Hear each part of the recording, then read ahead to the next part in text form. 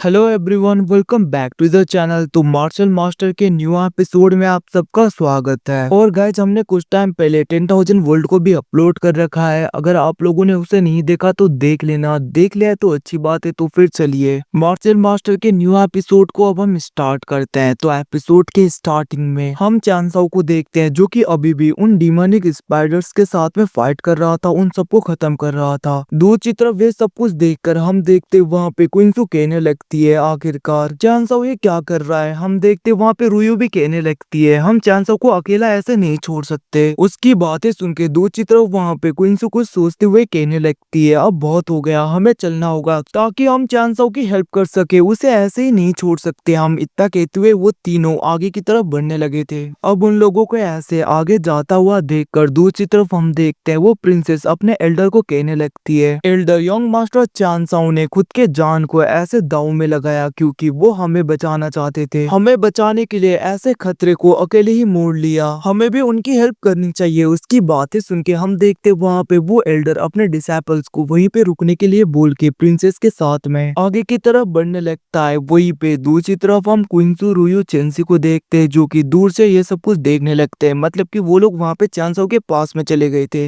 वो लोग देखते हैं कि चांसाओ वहाँ पे उन सारे डिमोनिक स्पाइडर्स के साथ में फाइट कर रहा था। ये सब कुछ देखकर वो एल्डर कुछ सोचने लगा था। बट वहीं पे दूसरी तरफ हम क्विंसू को देखते हैं, जो कहने लगती है हमें उसकी हेल्प करनी होगी। इतना कहते हुए वो तीनों आगे की तरफ बढ़ने लगते हैं। बट हम देखते हैं एकदम से बीच में वो एल्डर आ गया था, जहाँ पे वो उन तीनों को रोक देता है। ये सब कुछ देखकर क्विंसू गुस्सा हो गई थी। वो कहने लगती है, तुम्हारी इतनी हिम्मत, तुम हमें रोको।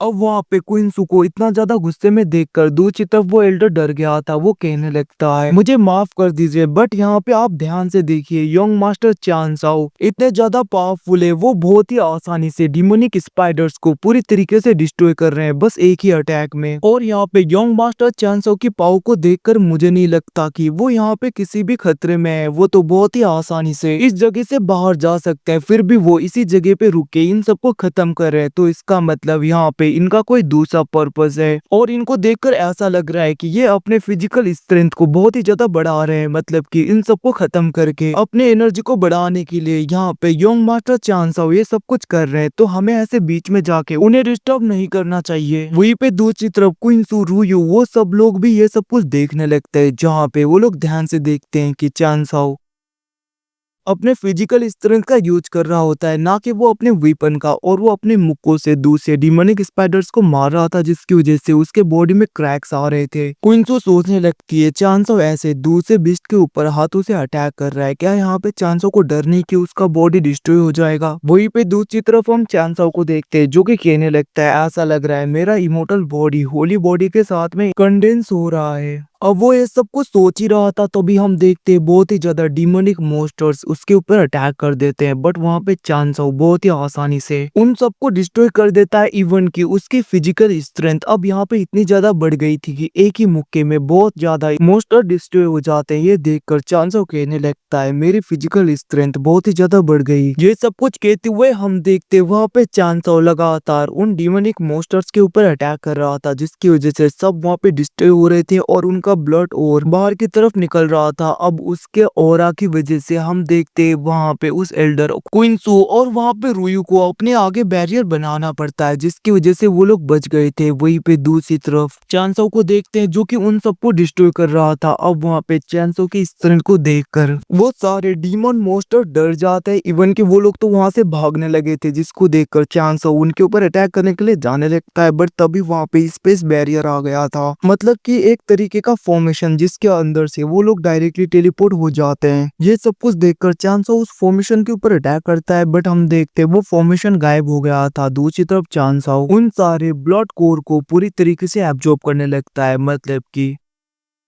उन सारे मॉन्स्टर के अंदर से निकले हुए कोर्स को वो एक ही साथ में पूरी तरीके से एब्जॉर्ब करने लगा था। ये सब कुछ देखकर हम देखते वहाँ पे क्विंसू, रुयू और चेंसी आ जाते हैं। क्विंसू कहने लगती है, चांसो क्या तुम ये कर पाओगे एक ही साथ में? ये बहुत ही ज्यादा खतरनाक हो सकता है। बट हम देखते हैं चांसो को फर्क नहीं पड़ता, वो सारे ब्लड क्रिस्टल्स को पूरी तरीके से एब्जॉर्ब करने लगा था, जिसको देखकर दूसरी तरफ वो प्रिंसेस और वो एल्डर चांसो की हेल्प करने लगते हैं, मतलब कि उसके एब्जॉर्ब करने में थोड़ी बहुत हेल्प कर रहे थे। वो लोग लोग भी अपने स्पिरिचुअल एनर्जी का यूज करते हुए उन कोर को अच्छे तरीके से आगे की तरफ भेज रहे थे। वहीं पे दूसरी तरफ चांसो को देखते हैं जो कि उन सबको पूरी तरीके से एब्जॉर्ब करता है और जिसके बाद में उसने कपड़े पहन लिए थे ऊपर के। एकदम से हम देखते हैं वहां पे वो प्रिंसेस वो एल्डर आगे आ गए थे, जहाँ पे वो एल्डर ग्रीट करते हुए कहने लगता है, यंग मास्टर चांसो आपका बहुत बहुत शुक्रिया, आपने हमारी जान बचाई। और हम देखते वो अपने बारे में बताने लगता है और दूसरी तरफ प्रिंसेस के बारे में भी बताने लगा था कि मैं होली लैंड से बिलोंग करता हूँ। उसकी बातें सुन के वहाँ पे चांसो कहने लगता है तो तुम वहाँ से बिलोंग करते हो। उसकी बातें सुन के वो एल्डर कहने लगता है मैं होली लैंड के इनर कोर्टियार्ड का एल्डर हूँ। हम देखते वहाँ पे चांसो उसके पेविलियन के बारे में बताने लगा था, जिसको सुनकर वो एल्डर कहने लगता है, यंग मास्टर चांसो आपको तो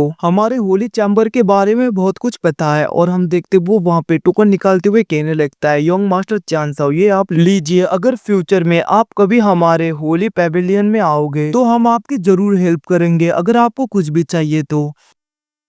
उसकी बातें सुन के हम देखते वहाँ पे चांसो कहने लगता है, ये सब तो ठीक है बट तुम बता सकते हो आखिरकार तुम लोग यहाँ पे ट्रैप कैसे हुए। अब हम देखते वहाँ पे वो एल्डर सब कुछ बताता है, जहाँ पे चांसो कहने लगता है मुझे लगा ही था। उसकी ऐसी बातों को सुन के वो एल्डर कहने लगता है, यंग मास्टर चांसो क्या आपको इन सब के बारे में पता है। हम देखते वहाँ पे चांसो हाँ बोलता है और वो इशारा कर रहा था, जिसको सुन के वहाँ पे वो एल्डर अपने डिसाइपल को दूर जाके रेस्ट करने के लिए बोलता है, जहाँ पे सारे डिसाइपल चले गए थे। और दूसरी तरफ वहाँ पे चांसो भी उस एल्डर को सब कुछ बताने लगता है। अब उन सब बातों को सुनकर वो एल्डर कहने लगता है, यंग मास्टर चांसो इसका मतलब ये सब लोग यहाँ पे लॉ इन्फोर्समेंट हॉल से बिलोंग करते हैं, जो कि यहाँ पे एंशिएंट डीमन रेस के डिसेंडेंट है और यहाँ पे प्याओमे पैलेस के लोग। और यंग मास्टर चांसो आप कह रहे हैं कि ये सारे एंशिएंट डीमन डिसेंडेंट्स हमारे बॉडी को पूरी तरीके से कैप्चर करना चाहते हैं। उसकी बातें सुन के चांसो कहने लगता है, तुमने ठीक कहा। अब हम देखते वहाँ पे प्रिंसेस कहने लगती है, यंग मास्टर चांसो क्या आपके पास में कोई एविडेंस है। बट हम देखते हैं चांसो कहने लगता है अभी तक तो नहीं, बट इन सबके एक्टिविटीज को देखकर तुम दोनों को भी पता चल गया होगा कि ये लोग डीमन क्लैन से बिलोंग करते हैं। उसकी बातें सुन के वो एल्डर और वो प्रिंसेस सोचने लगे थे कैसे यहाँ पे डिमोनिक मॉन्स्टर को वो बंदा बहुत ही आसानी से कंट्रोल कर रहा था। हम चांसो को देखते हैं वो कहने लगता है ऐसे बहुत ही ज्यादा काउंटेस लोगों को इन लोगों ने पोजेस कर लिया होगा, तो अभी भी ये सब कुछ मैं इन्वेस्टिगेट कर रहा हूँ और मैं विश करता हूँ इन सब के बारे में तुम दोनों किसी को नहीं बताओगे। उसकी बातें सुन के वो दोनों कहने लगते हैं, यंग मास्टर चांसो आप चिंता मत करो, इन सब के बारे में हम किसी को भी नहीं बताएंगे। अब उनकी ऐसी बातें सुन के वहाँ पे चांसो कहने लगता है तो फिर ठीक है, इन सब के बारे में किसी को मत बताना, अगर किसी दूसरे को पता चल गया तो मुझे डर है कि उनमें से बहुत ज्यादा लोग गद्दार निकलेंगे एंड वो लोग तुम्हारे साथ में अच्छा तो नहीं करने वाले। और गाइस जितना कहती ये एपिसोड यहीं पे खत्म होता है। Thanks for watching boys, you again मिलते हैं अगले एपिसोड में, तब तक के लिए टेक केयर।